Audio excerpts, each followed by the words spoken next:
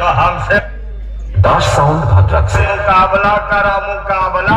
बेटा, मेरी आवाज सुन के आसमान से बादल भी हट जाता है और सामने